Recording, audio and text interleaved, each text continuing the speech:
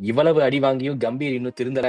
அவர் வந்த பிறகு Indian test cricket விளங்கல அப்படிங்கிற மாதிரி கிட்டத்தட்ட ரொம்ப ரொம்ப ரொம்ப ரொம்ப ரொம்ப ரொம்ப பரிதாபகரமான ஒரு நிலைமையில நம்ம இந்தியன் டெஸ்ட் கிரிக்கெட் டீம் இருக்கு. கிட்டத்தட்ட கம்பீர் அவர்கள் வந்த பிறகு எத்தனை ஒன்னு ரெண்டு தான் பரவாயில்ல, எல்லா இடத்துலயும் போற இடத்துல எல்லாம் அடிங்கிற மாதிரி.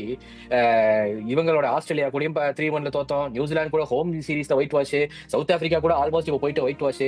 வெஸ்ட் இண்டீஸ் கூட மட்டும் ஜெயிச்சிருக்கோம். எப்படி வெஸ்ட் இண்டீஸ்ல எப்படின்னா கிரிக்கெட்டா அப்படின்னா அப்படின்னு கேட்கற நிலைமையில இருக்க அந்த டீம். அந்த டீம் கூட ஜெயிச்சது வேணா ஒரு பெருமையா சொல்லிக்கலாம், அப்பா நம்ம ஜெயிச்சிருக்கோம் டெஸ்ட் கிரிக்கெட்ல அப்படின்னு சொல்லிட்டு. இங்கிலாந்து கூட சொல்லுவாங்க, நீங்க கூட தூக்கிட்டு வருவீங்க, இங்கிலாந்து கூட நம்ம இங்கிலாந்தே போய் வந்து டிரா பண்ணோம் அப்படின்னு சொல்லிட்டு. நம்ம எப்படின்னா இந்த சுந்தரபாண்டியன் படத்தோட டைலாக் வர மாதிரி, நம்ம ஊர்ல எப்படியோ அவங்க ஊர்ல அவங்க அப்படி அப்படிங்கிற மாதிரி நம்மளை விட ஒரு ஒன்னா நம்பர் ஒரு காமெடி பீஸ் டீமா இருக்குன்னு கேட்டா அது இங்கிலாந்து தான் இருக்கும். அதாவது எப்படி ஒரு மேட்சை தோற்பது அப்படின்னு ஒருத்தர் கேட்கலாம்னா அவங்க கிட்ட கேட்கலாம். அந்த மாதிரி வந்து ஒரு ஒரு பர்ஃபார்மன்டிங்கான ஒரு டீம், அந்த டீம் கூடயே நம்ம டிரா தான் பண்ணிருக்கோங்கிற மாதிரி ரொம்ப பரிதாபகரமான நிலைமை கிட்டத்தட்ட இந்தியன் டெஸ்ட் கிரிக்கெட் டீம் பார்த்தா.